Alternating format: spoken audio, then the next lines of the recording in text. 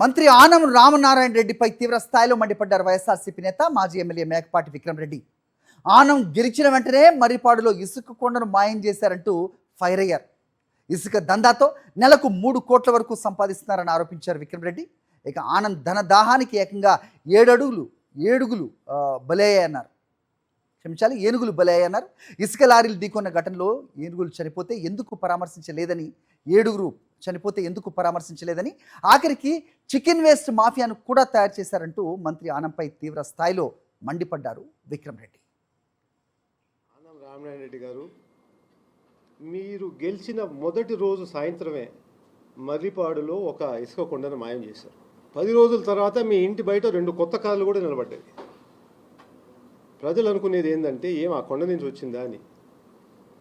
సిగ్గు ఎవరికి ఉండాలి చెప్పండి, మీకా వాళ్ళకే? ఈరోజు ఆత్మకూరులో ఇసుక దందా ఏ విధంగా జరుగుతున్నది ప్రజలందరికీ తెలుసు. ఏటుకు ఈ పక్క ఒక మాఫియా డాన్ తయారు చేసాం, ఏటుకు ఈ పక్క ఒక మాఫియా డాన్ తయారు చేసాం.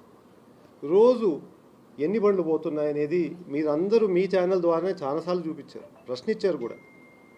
టీడీపీ క్యాడర్ ప్రకారంగా వాళ్ళు వేసిన లెక్కల ప్రకారంగా నెలకి 3 కోట్లు సంపాదన అని చెప్పడం జరుగుతుంది. అదే కాకుండా నీ దానదాహంకి 7 మంది బలి కూడా అయిపోయారు.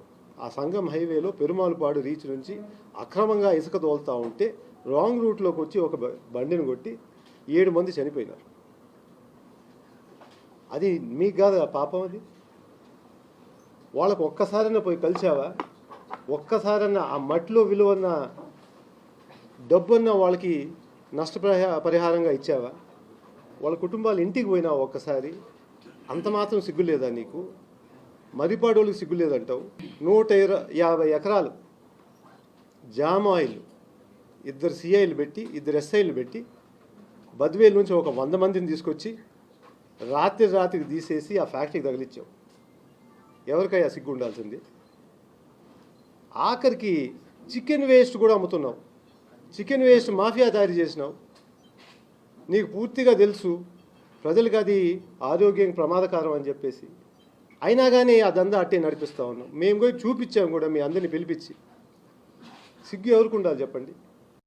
మరిన్ని అప్డేట్స్ కోసం ఛానల్ను సబ్స్క్రైబ్ చేయండి. నోటిఫికేషన్స్ కోసం బెల్ ఐకాన్ పై క్లిక్ చేయండి.